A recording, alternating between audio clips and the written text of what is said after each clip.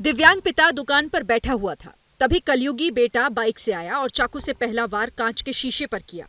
दिव्यांग पिता बेटे के मंसूबे को समझ गया था, इसीलिए तुरंत बाहर जाने की कोशिश करने लगा। लेकिन इसी बीच कलयुगी बेटा बाइक लेकर दुकान के अंदर घुस गया और पिता पर चाकू से ताबड़तोड़ वार कर दिया।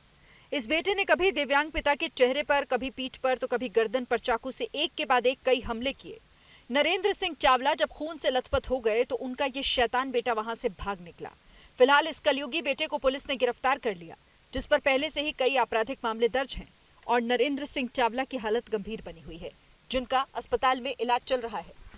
दिव्यांग पिता दुकान पर बैठा हुआ था। तभी कलयुगी बेटा बाइक से आया और चाकू से पहला वार कांच के शीशे पर किया।